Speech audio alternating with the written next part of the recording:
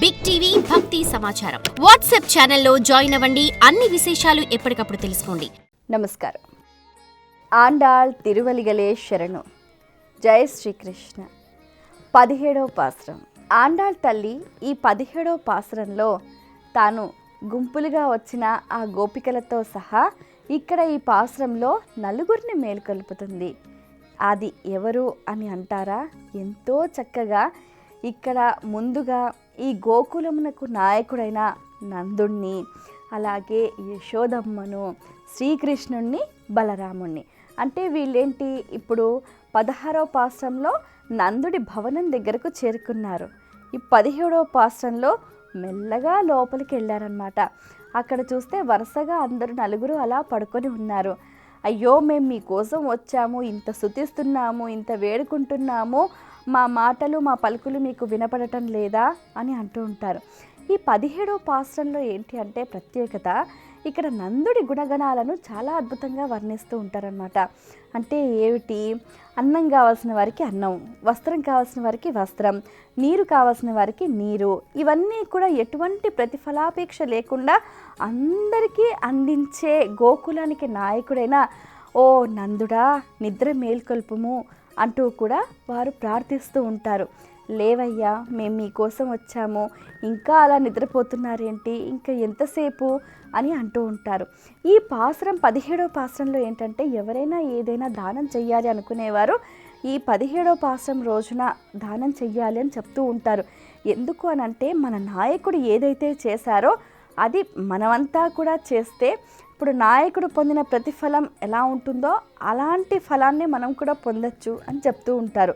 ఇక్కడ మన నాయకుడు ఎటువంటి ఫలాన్ని పొందాడు అంటే, సాక్షాత్తు పరమాత్మున్నే పుత్రుడుగా పొందాడు. అవునా? అందరి చేత ప్రశంసింపబడ్డాడు. అటువంటి పుత్రుడికి సంబంధించిన గుణగణాలు కూడా మీ పుత్రులకు వచ్చే అవకాశం ఉంటుందన్నమాట. అందుకనే అన్నం కానీ, నీరు కానీ, వస్త్రం కానీ దానం చేసుకోవాలి అని చెప్తూ ఉంటారు.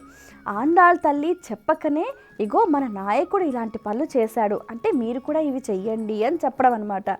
సరే, నందుడిని ఇలా మేల్కొల్పుతారు. తర్వాత ఎవరు? అమ్మ, యశోదమ్మ. అసలు యశోదమ్మను అమ్మ ఎప్పుడైనా నిద్రపోతుందా? లేదు కదా, మగత నిద్రలో ఉంటుంది. పిల్లలు ఎప్పుడు లేస్తారా, ఏడుస్తారా, వాళ్ళకి ఏమి ఇవ్వాలా అన్న ఒక జాగరూకతతోనే ఉంటుంది కదా. సరే, మనం యశోదమ్మను లేపుదాము అని అంటూ కూడా ఆ గోపికలంతా ఎంత అద్భుతంగా వర్ణిస్తారు అని అంటే, ప్రబ్బలి చెట్ల వంటి సుకుమారం గల శరీర ఛాయ గల స్త్రీలలో చిగురు వంటి దానా అని అంటూ ఉంటారు. అంటే ప్రబ్బలి చెట్ల సౌందర్యం చాలా అద్భుతంగా ఉంటుంది. అటువంటి శరీరం కలిగిన సుకుమారం వంటి స్త్రీలలో చిగురు వంటి దాన. ఇప్పుడు చిగురు వంటి అని అంటే ఏంటి, ఇలా మనం ముట్టుకుంటే వడిలిపోతుంది కదా, అంటే అంత సౌకుమారం కలిగిన దాన అని వర్ణిస్తూ ఉంటారు. ఇప్పుడు ఎవరైనా కూడా వచ్చి పొగడగానే ఉబ్బి తబ్బిబ్బైపోతారు కదా. చిన్న చిన్న పిల్లలు వచ్చి ఎంతో ముద్దుగా, ఎంతో చక్కగా అలా వాళ్ళు యశోదమ్మను నిద్ర మేల్కొల్పుతూ ఉంటే అదొక తన్మయత్వం, అదొక చక్కని సంఘటన అన్నమాట. ఇక్కడ ఇంతమంది ఉన్నారు, మా మాటలు మా పలుకులు మీకు వినపడటం లేదా? అరే, నెక్స్ట్ ఎవరు అని అంటే, వాళ్ళు అక్కడ బలరామకృష్ణులు కనిపించటం లేదు, కాళ్ళు మాత్రం కనిపిస్తున్నాయి. ఓ, ఈ కాలు చూశారు, ఆహా, ఈ పాదం చూస్తే ఎలా ఉంది ఆ పాదము, ఆ పాదం. ఇప్పుడు మనం ఏం చేసినా పాద పూజ అనేది ముఖ్యం అంటారు కదా. ఆ కృష్ణుడి పాదాలు చూసి వారు అంటారు, ఇందులో శంకు ఉంది, చక్రం ఉంది, గద, పద్మము, దైవీ లక్షణాలు, దైవీ గుర్తులు అన్నీ కూడా ఉన్నాయి. ఈ పాదం ఎలా ఉంది అని అంటే, ఆకాశాన్ని చీల్చి కొల్చిన త్రివిక్రముని పాదంలాగా ఉంది, ఇది మన కృష్ణుడి పాదమే అని అనుకుంటారు. కృష్ణ, లేవయ్యా, మీకోసం వచ్చాము, మేము ఎంత పిలిచినా నువ్వు లేవట్లేదు, ఇంకెంతసేపు పడుకుంటావు, మాకు వాద్యం ఇస్తానన్నావు, తొందరగా లే అంటూ కూడా గోపికలంతా కూడా నిద్ర మేల్కొల్పుతూ ఉంటారు. ఇక అటుపక్కగా పడుకున్న బలరామస్వామి, బలరాముణ్ణి ఎలా గుర్తుపట్టారు అని అంటే, నందగోకులంలో కృష్ణుడి కంట ముందు వచ్చింది బలరాముడు అనమాట.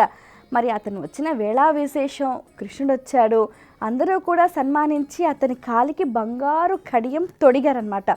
ఆ తొడిగిన సందర్భం అందరికీ తెలిసిందే కదా. ఈ కాలు ఒకటి కనిపిస్తుంది, ఈ కాలుకు కడియం ఉంది అంటే ఇది మన బలరాముడిదే కాలు అని వాళ్ళు భావన చేస్తారు. మరి అందరూ అలా ముసుగు తన్ని పడుకొని నిద్రపోతున్నారు. ఎవరెవరిని ఎలా గుర్తుపట్టడమా కొంచెం క్లిష్టమైన పరిస్థితి అయినప్పటికీ కూడా కృష్ణుని గుర్తుపట్టారు పాదాలు చూసి. తర్వాత బలరాముడిని గుర్తుపట్టారు. లేవయ్యా కృష్ణ, మేము నీ కోసం వచ్చాము అని ఎంత వినయంగా, ఎంత చక్కగా, ఎంత భక్తి పారవస్యంతో వాళ్ళు చెప్తారు. మాకు ఇంకా వేరే ఏ ఉద్దేశము లేదు అని. అంటే ఏంటి, మనం పరమాత్మ దగ్గరికి వెళ్ళేటప్పుడు వేరే ఏ ఇతరమైన భావనలు పెట్టుకొని వెళ్ళొద్దు. కేవలం ఏంటంటే ఇహలోకంలో అన్నీ అయిపోయినాయి, పరలోకంలో నీ సన్నిధి చేరాలి, ఆ పరాన్ని చేరుకోవాలి, మాకు ఎంతో వినసొంపైన పరాన్ని వాద్యాన్ని ఇస్తాన్నావు కదా అని అంటూ ఉంటారు. మరి అటువంటి ఆ కృష్ణుని చేరుకోవాలి అని అంటే మనం ఇంత ప్రయాసపడి, ఇంత ప్రయత్నం చేసి, ఇంత ఒక నిష్టతో, ఇంత ఒక చాకచక్యంతో అలా ముందుకెళ్ళాలన్నమాట. అందుకనే ఆండాళ్ తల్లి అంటే లక్ష్మీదేవే సాక్షాత్తు వచ్చి తాను మీరు ఇలా చేయండి, ఇలా చేస్తే తాను నాయకురాలై తాను ముందుండి వీళ్ళందరినీ కూడా నడిపించింది. నిజంగా ఎంత అద్భుతంగా ఉంటుంది అని అంటే ఆ ఒక్కొక్క పాశ్రంలో అర్థాన్ని, అంతరార్థాన్ని మనం గమనిస్తూ ఉంటే అందరూ ఏమనుకుంటారంటే నిద్ర మేల్కొల్పడమే కదా అని అనుకుంటారు. కానీ నిద్ర మేల్కొల్పడం అంటే బాహ్యంగా కాదు, ఆంతరంగికంగా మనకు అజ్ఞానాంధకారంలో గూడు కొట్టుకొని నిద్రపోతున్న ఆ అజ్ఞానపు చిమ్మ చీకట్లన్నింటినీ కూడా పారద్రోలి జ్ఞాన వెలుగుల్ని అందించే ఒక్కొక్క గుళిక, రసగుళికలు అనేవి, ఒక దివిటీలు అనేటివి ఒక పాసురాలు అన్నమాట. అవి ఎంతో చక్కగా ఒక జ్ఞాన మార్గంగా ముందుకు తీసుకెళ్తూ ఉంటాయి.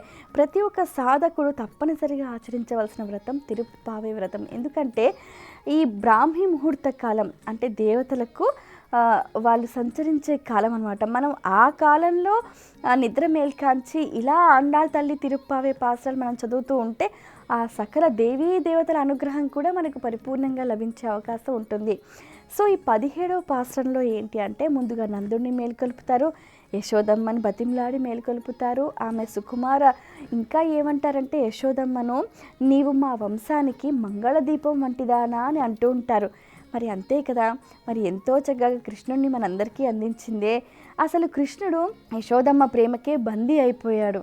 మరి అలాగే మా భక్తిలో కూడా నీవు బందీవికా అంటూ కూడా ఆ గోపికలంతా కూడా కృష్ణుడిని మేల్కొల్పుతారనమాట. ఆ తర్వాత బలరాముడిని, ఈ నలుగురిని మేల్కొల్పే క్రమం ఈ 17వ పాసురంలో చాలా అద్భుతంగా వర్ణించింది ఆండాళ్ తల్లి. ఇది ఈ పాసురంలోని సారాంశం. స్వస్తి. For more videos like this, subscribe Big TV channel.